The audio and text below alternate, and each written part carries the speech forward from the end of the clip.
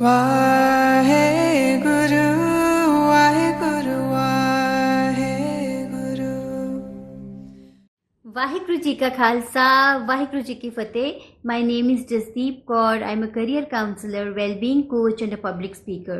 Today's morning Hukamnama from Shri Darbar Sahib Amritsar is by Shri Guru Nanak Dev Ji in Raag Tanasri Ang 685 of Shri Guru Granth Sahib Ji. पढ़ते हाँ, समझते हाँ, फिर अपनी जिंदगी विच अमल करते हाँ। सतनाम श्री वाहिगुरू साहिब जी। तनासरी महला पहला कर दूजा अष्टपदियाँ एक ओंकार सतगुरु प्रसाद। गुर सागर रतनी भरपूरे अमृत संत चुगे नहीं दूरे। हर रस चोक चुगे प्रभ पावे सरवर मह हंस प्राणपत पावे। क्या बग बपुड़ा छपड़ी नाए कीचड़ डूबे मैल न जाए रहाओ। सतगुरु नाम दे अमोलक रत्ना नाल भरपूर अमृत सागर है। इस तो दूर ना रहंदे संत हंस इथों नाम अमृत चुगदे हन। प्रभ पावनी अनुसार ही रसीले हरि नाम दा चोगा चुगिया जांदा है। गुरु ज्ञानी सागर विच संत हंसा नू प्राणपति प्रभु मिलदा है, पर मनमुख बगला चिकड़लियां छपड़ियां विच ही नहांदा है। उस दी डोबवे चिक्कड़ दी विकारी मैल कदे भी नहीं उतरदी।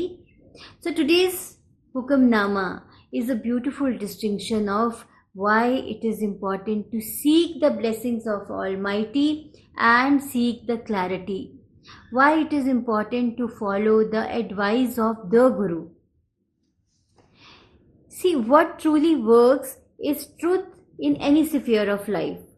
मान लो कि साढ़े किसी भी एरिया विच, मान लो हेल्थ है, फैमिली है, रिलेशनशिप्स है, फाइनेंसिस है, किसी भी एरिया विच सानू एडवाइस दी लोड़ है, सानू क्लैरिटी दी लोड़ है। कई बारी की असी करदे हां कि we are not speaking to the relevant people. असी इधरों उधरों लोगों कोलों सलाह लैंदे रहने हां, या फिर असी अपने ही थॉट्स नाल ही इंटैंगल्ड रहने हां। असी आप ही चीज़ां नू लभण दी कोशिश करदे रहने हां, आप ही चीज़ां नू गूगल कर करके उन्होंने क्लीयर करने की कोशिश करते रहने हैं, which ultimately comes out to be like just banging your head against the wall. We reach nowhere. So it's very important to seek the blessings of almighty कि सानू क्लैरिटी मिले and seek the advice of the expert. मान लो कोई health issue है, it's very important to go to the specialist, अपने proper test करवा के उसकी गाइडेंस सीख करो, उसकी एडवाइस नू फॉलो करो।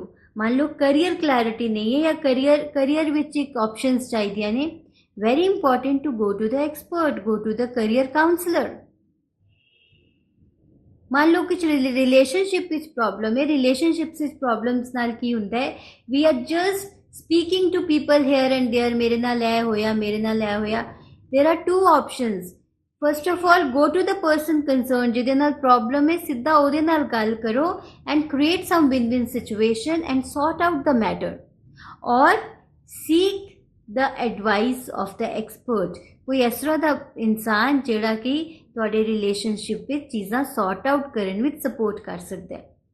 So expert guidance is very important. It is beautifully said that not to bang your head against the wall. See, क्या बग बपुड़ा छपड़ी नाए कीचड़ डूबे मैल न जाए।